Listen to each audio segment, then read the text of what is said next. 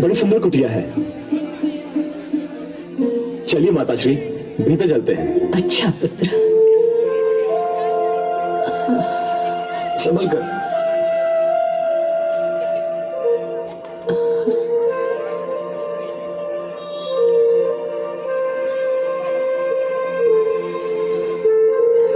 संभल कर, यहां ऊंचाई है।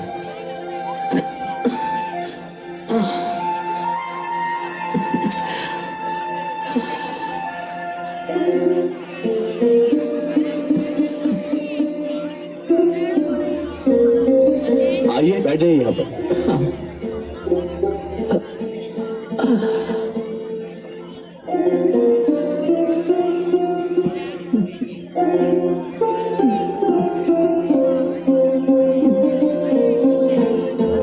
संभल कर पिताश्री, मुझे दे दीजिए।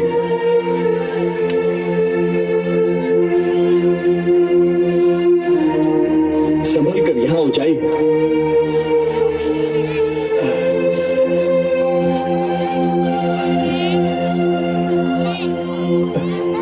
आइए आइए।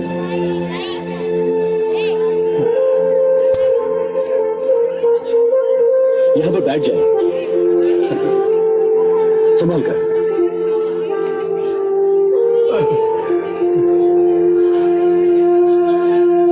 अरे, यहां तो सारी सुविधाएं उपलब्ध है। पुत्र, हमारा रोम रोम तुम्हें आशीर्वाद दे रहा है। भगवान हमारे भाग्य में नेत्रों का सुख भी लिखता तो हमको ये आनंद ना मिलता जो तुम जैसा पुत्र पाकर मिला है।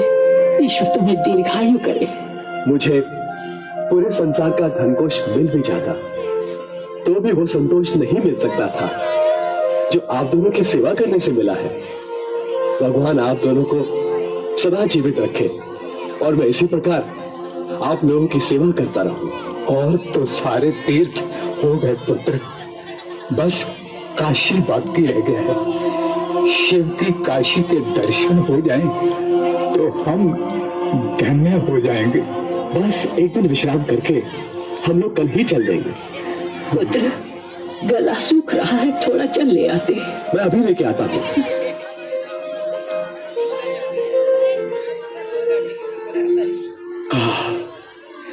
हम कितने भाग्यवान हैं देवी कि हमें श्रवण जैसा अनमोल रत्न मिला है, जिसकी चमक से सारा विश्व चमचमा रहा है।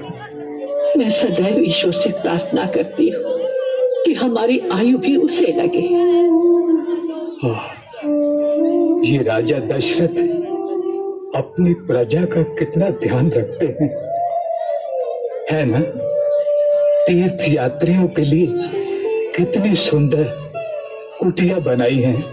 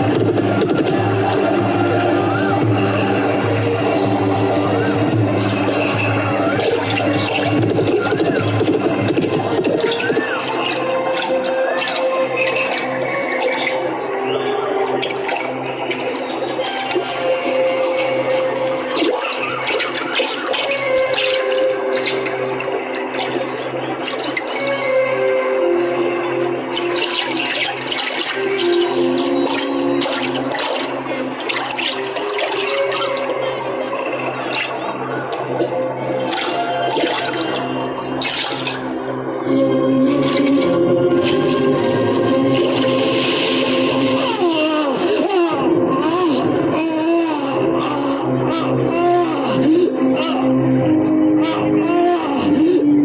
ईश्वर, शब्द भेदी वाण चलाकर मैंने कोई अनर्थ तो नहीं कर दिया?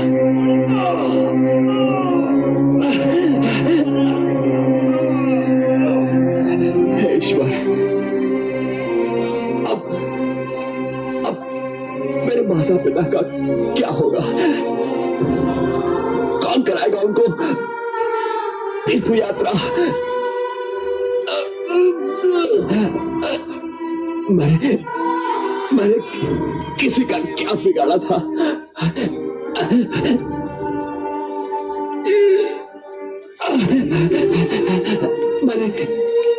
मैंने किसको हानि पहुंचाई थी? मैंने तो आज तक किसी के साथ ऊंचे स्वर में बात भी नहीं की।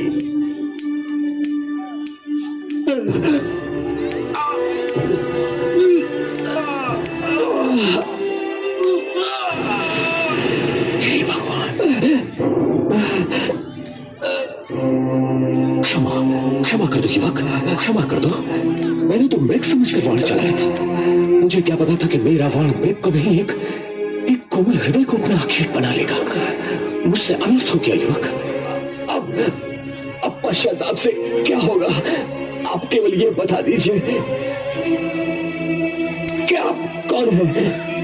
मैं अभागा, अयोध्या का राजा दशरथ। मैं आपके दर्शन पाके धन्य हो गया, धन्य हो गया राजन। हे महाराज, मेरी आपसे एक विनती है।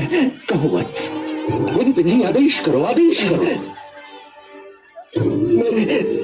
मेरे माता पिता प्यास से व्याकुल है। मैं उन्हीं के लिए जल लेने आया था। उस जल पात्र में जल भर चुका था। आप जल पात्र ले जाकर मेरे माता पिता की प्यास बुझा दीजिए। विलंब हुआ तो वो प्यास से मर जाएंगे। अभी जाता हूं वत्स, अभी जाता हूं।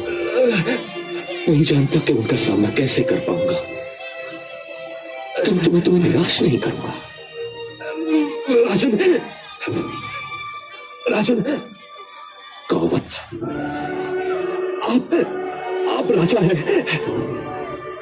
आपके पास साधनों की कमी नहीं है।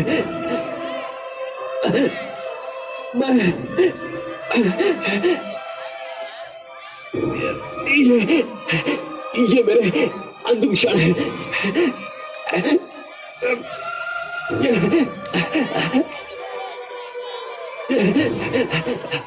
माता पिता की सेवा करने का मेरा संकल्प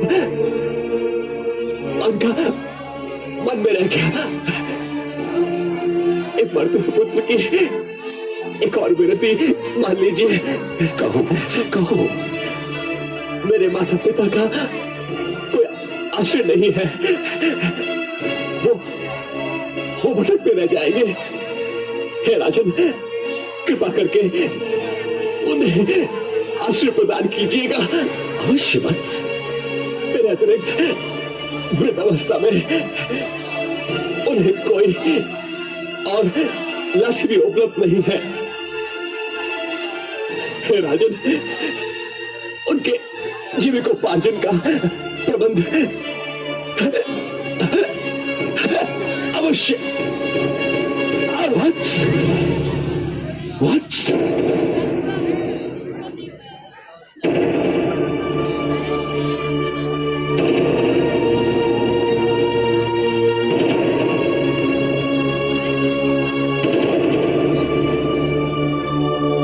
जीवन में पहली बार मुझे अपने आप से घृणा हो रही है।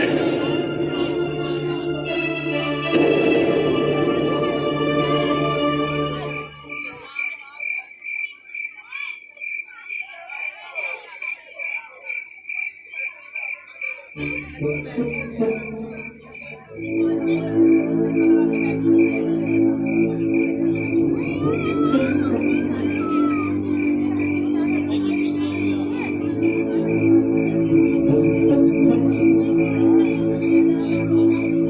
देर हो गई, श्रवण अभी तक जल लेकर नहीं लौटा। जाने कहाँ रह गया। मैंने किसी की चीत्कार सुनी थी। ईश्वर का ये सब कुशल हो। मत करो ऐसी अशुभ बातें। वन यहाँ से दूर है, इसीलिए किसी वंचर के आक्रमण का भय नहीं। और फिर राजा दशरथ की अयोध्या के लिए तो सुना है कि लोग अपने घरों के किवाड़ बंद नहीं करते, सो चोर और लुटेरों का भय भी नहीं। तुम्हें किसी चीत्कार का भ्रम हुआ होगा। हमारा पुत्र बस आता ही होगा।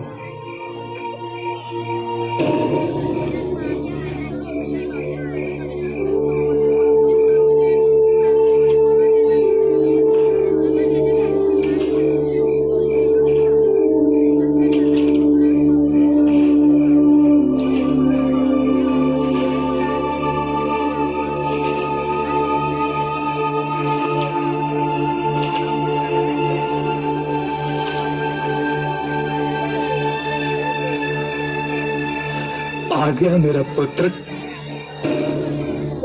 कहाँ रह गए थे पुत्र? हम तो व्याकुल हो उठे थे। तुम जानते हो, क्षण भर के लिए भी तुम हमसे दूर हो जाते, हम व्याकुल हो जाते हैं। मेरा प्यास से कंठ सूख रहा है, चलना ही हो ना। बोलते क्यों नहीं पुत्र? क्या बात है? तुम ठीक तो हो ना? प्रिय श्रवण, तुम जानते हो कि हम नेत्रहीनों के लिए तुम्हारी वाणी ही मार्ग का दिया भी है और लाठी भी। तुम्हारी वाणी सुनकर तो हम मार्ग पर चल पाते हैं। तुम चुप हो जाओगे तो हम दोनों तो भटक कर रह जाएंगे। अंधों से क्या भूल हो गई पुत्र, जो हमसे रूठ कर चुप हो गए।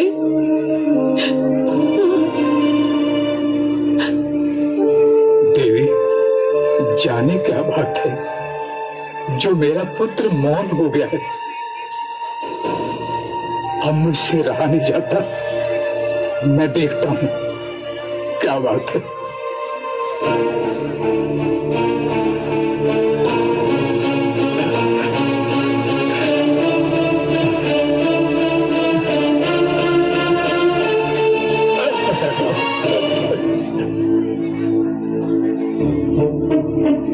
कौन हो तुम कौन हो?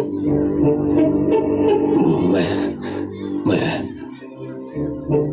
आपका अपराधी। ये कौन है जो स्वयं को अपराधी कह रहा है? देवी, मैं अयोध्या नरेश दशरथ हूँ। राजा दशरथ? राजा दशरथ हमारे अहोभाग्य, किंतु हमारा श्रवण नहीं आया। वो हमारे लिए जल लेने गया था।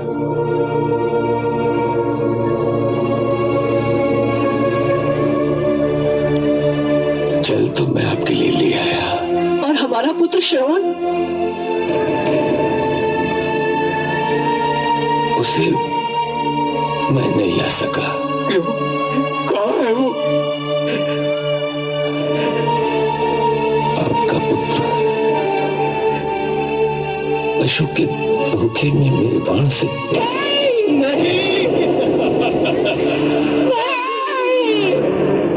तूने मेरे पुत्र को मार दिया।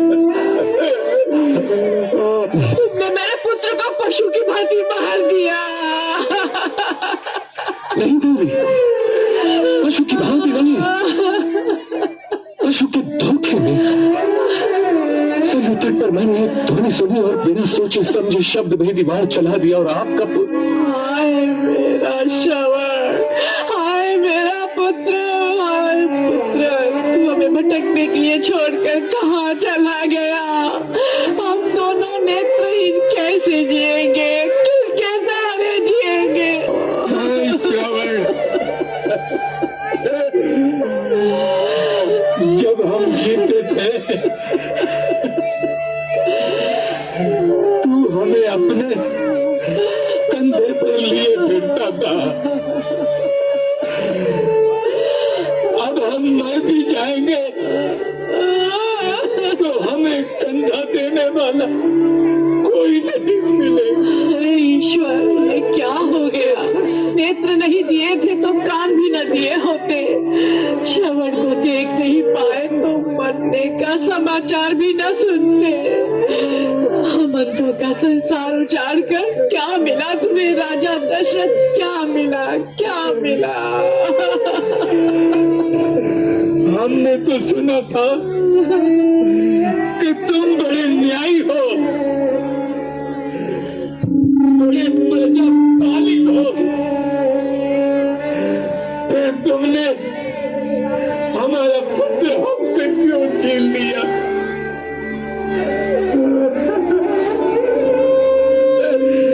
अब हमें कौन ले जाएगा? मैं ले जाऊंगा आप दोनों को काशी, आपके पुत्र के बाद। अरे जब पुत्र ही नहीं रहा तो काशी जाकर क्या करेंगे? मैं आपका अपराधी हूँ, अपना अपराध स्वीकार करता हूँ। आप जो चाहे दंड दे मुझे। अरे दंड देने से क्या होगा? तुमने तो हमें जीते जी मार दिया। दंड देने से हमारा पुत्र वापस तो नहीं मिल जाएगा ना। दंड तो हम नहीं देंगे, पर श्राप देकर अपना कलेजा अवश्य ठंडा करेंगे।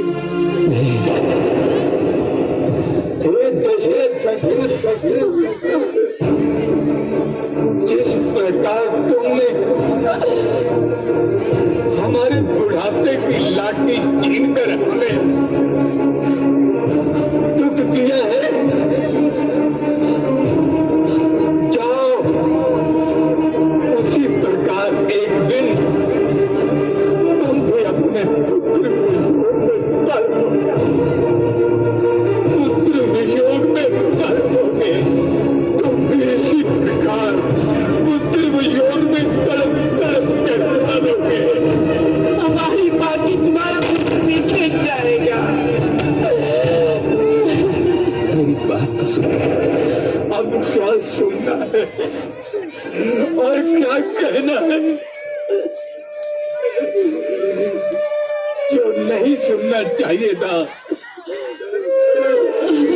हमने वो सुन लिया,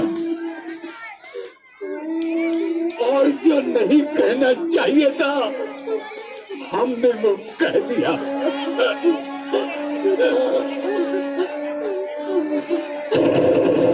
स्वामी, स्वामी,